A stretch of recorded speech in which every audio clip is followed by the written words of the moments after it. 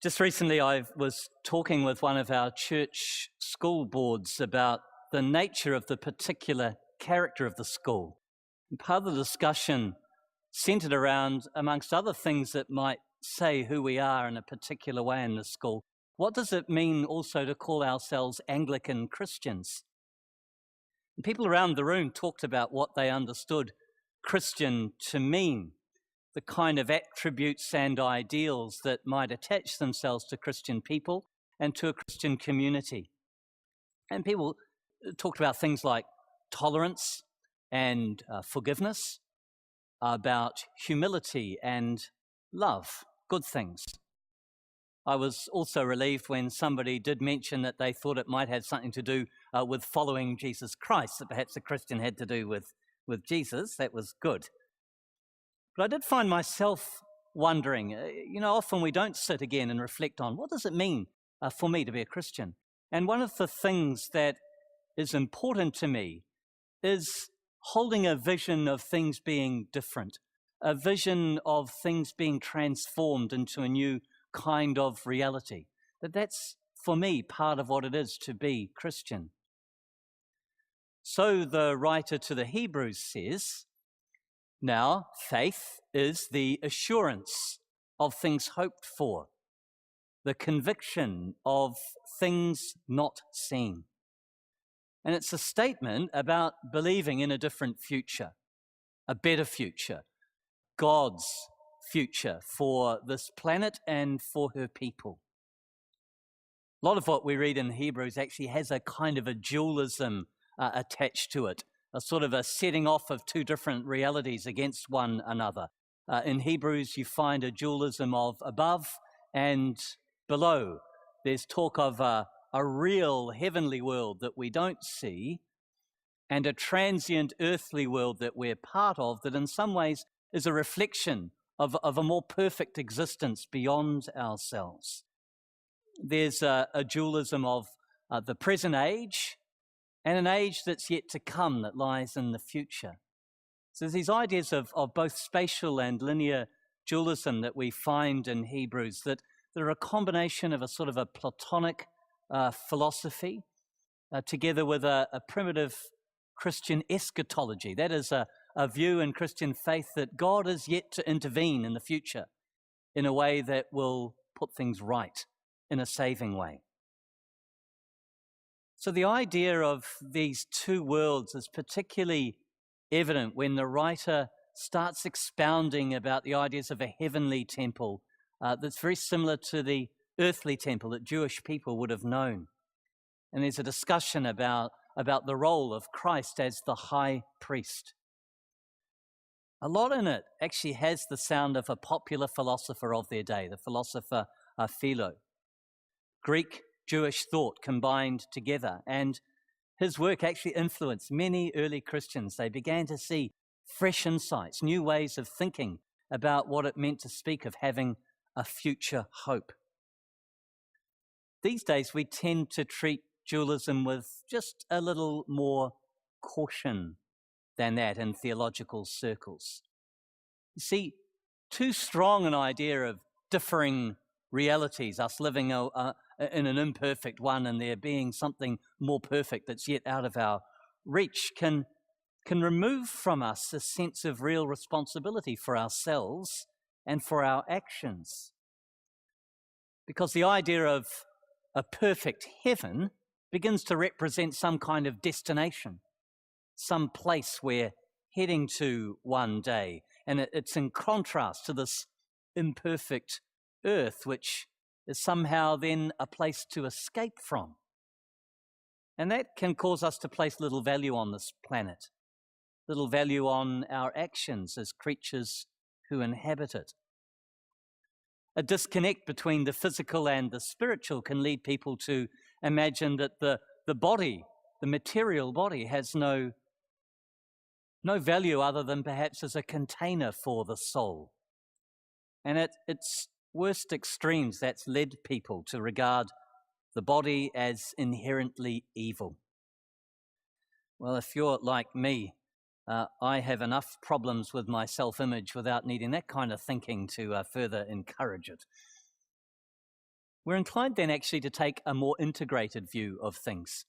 We might speak of heaven and earth, of the spiritual and of the physical, but in doing so, we actually understand them to be part of one reality. Heaven is not a place to head to one day. It's the presence of God in our midst now. The spiritual is mediated through the physical, not some separate entity perhaps within it. It can't be separated in that way. And I've always liked to believe that the sacraments of the church bear wonderful testimony to the combination of spiritual and physical together. And yet, faith tells me that there is more than what I see. I have assurance of things hoped for. I have conviction of things not yet seen. But I do not believe that they belong to another world or an alternative reality. And neither in the end do I think that the writer to the Hebrews really believed that, no matter how influenced that writer was by a Greek philosophical thought of the first century. For in this great chapter about faith, the annals of great figures of the past are recounted. And all of them are people who not only believed that there was more, but they're people who also worked to make it so. Abraham and Sarah made their great journey into the unknown. They believed and they set off, believing that what they were doing was going to make a difference. Moses gave up a life as part of the Egyptian royal family in order to identify with his own people and work for things to be different. Rahab helped the Hebrew spies escape from her city safely because she believed that what they were about was right. And so on and so on. Today, we can remember Mary MacKillop in our own annals of figures of faith. August the 8th is the day on which in our church calendar she's remembered. 101 years ago today, Mary MacKillop died, the founder of the Josephites in Australia, order that found a place here in Aotearoa, New Zealand as well. One of Mary MacKillop's great sayings was this: never see a need without doing something about it. It's believing and working. For me, faith calls forth that kind of synergy from us. And those ideas are present in what we heard from Luke's gospel today. The parables are about, first of all, someone returning home from a wedding feast and finding the servants all there waiting, ready. And then there's the one about the thief breaking into a house. But the images are speaking about preparedness and alertness. And they suggest far more than just sitting and waiting, as if someone else is going to do it. Someone else is going to make it happen, and I really don't have to care. Perhaps it's going to be God who will miraculously make it happen, so I just have to sit and wait. No, we're given actually the idea of people who are constantly seeking what can be done and alert to the opportunities, responsive to the opportunities to act when they arise. I hope that each of us may carry within us, perhaps even very deep within us, the dream of something being different. It might be in our personal life, it might be in a wider family or community sense. Maybe it's about the church. Perhaps some of us are bold enough to dream even nationally and globally about how things might be different. Whatever the dream of transformation and change that you carry within you, can we allow it to become an assurance of something hoped for? The conviction of something that can be, even though it's not yet seen. for faith allows that to be so. But in doing so, we should always understand that we are part of the work of such transformation. We are part of making change. As Mary MacKillop said, never see a need without doing something about it. God does not place those dreams of transformation within us for no purpose. And if faith offers us the assurance and conviction that such dreams can become reality, faith, I believe, also offers us the motivation and the power to bring that reality to life.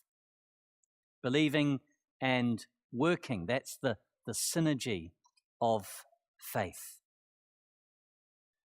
I was struck by one paragraph in the little welcome call to worship part of our liturgy this morning, these words that we've said. May we have the wisdom and humility to realize the gifts we have been given and use those gifts to bring healing and justice. But towards the end of what we heard from Hebrews, we read these words. All of these, referring to those people of faith, all of these died in faith without having received the promises. But from a distance they saw and greeted them. It's kind of a sobering reality check about that. Alongside all of that incredible, hopeful encouragement about what these figures of faith offer to us. Nevertheless, they died in faith without having received those promises. Believing and working for the dreams of faith is actually hard work. And it can be discouraging work, and many of us will have found that over the years. We don't always achieve what we dream of. Sometimes things continue to lie ahead of us, but our glimpses of them are real enough, even if we don't see the complete substance of them. And that's part of faith as well, keeping hope in the things for which we strive, the things that we continue to work together with God for. I always think that William Wilberforce is such a well-known example of this, the part that he played in the movement to abolish slavery. 20 years Wilberforce worked on that, and many who will have gone before him. But it was 20 years before the slave trade bill was passed, and all that meant really was that slaves could no longer be carried on British ships. It didn't do away with slavery. 20 years to get that far. William Pitt, great friend of Wilberforce's who worked with him on this, had died the year before that law came into force. Glimpses, but didn't quite see the substance. It was going to be another 26 years before a law was passed that abolished slavery more universally throughout the British Empire, at least. Wilberforce just saw the substance of that and died 3 days later. 50 years of hopeful, striving, working with God and others to see a dream become a reality of a transformed world, a better world.